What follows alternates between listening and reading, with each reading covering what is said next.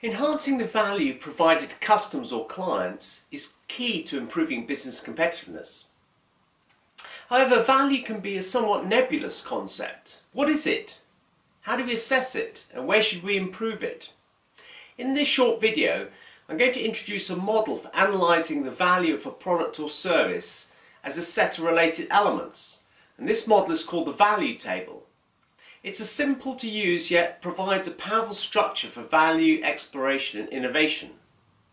But why do we need another model of value when we already have QFD? Well, QFD is a tool for using customer requirements to drive the specification of a product. It's a powerful tool, but it's also a complex one, needing significant time and expertise to use effectively. The value table is a simpler approach that can be understood and applied much more quickly. And it's also more suitable for service design and innovation. So let's look at the model.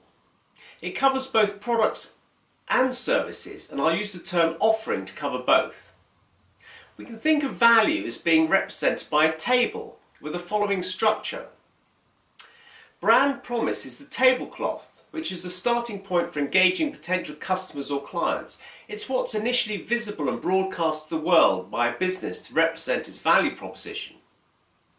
So for example, Apple's brand promise comprises key messages such as design excellence, ease of use, connectivity to other Apple devices and its fashion sense.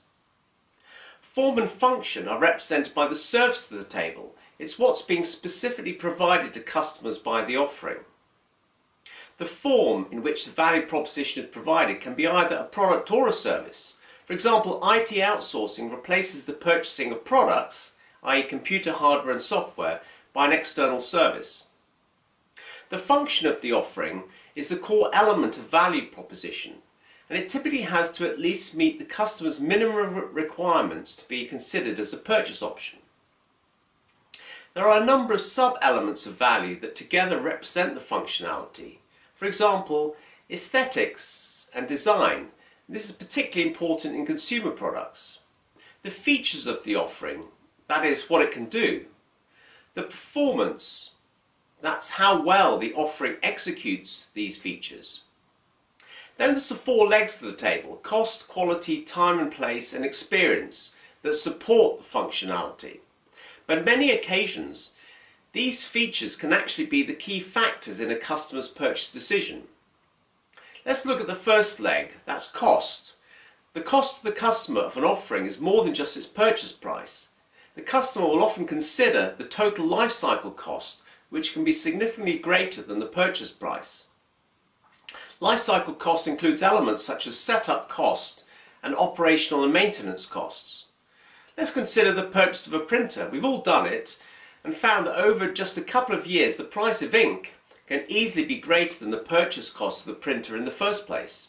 So factors such as ink costs and the availability of third-party replacement ink cartridges become key in weighing the cost and making the purchase decision. The next leg of the table is quality. That's the quality of the offering, specifically how well it meets the brand promise and the defined specification, and it's an important value element. However, at the point of first purchase, the customer view of quality will not be based on their experience, but on a mix of perception and feedback from existing users, gained increasingly from internet forums and social media. Hence the importance for businesses to actively engage in these channels. The third leg of the table is time and place. These two value elements relate to the purchase or use of the offering. For example, where and when it can be bought or used. The internet has enabled major innovation in these areas through 24/7 availability and fast delivery from providers such as Amazon with its Prime service. Digital services also enable 24/7 availability compared to office opening times for people-based service options. The final table leg is user experience across the life cycle of acquiring and using the offering. For example, a consumer may choose to buy a particular car because they've had a great service from the local dealer, even though rival brands offer better performance. So they're effectively rating service experience ahead of functionality in their value weighting.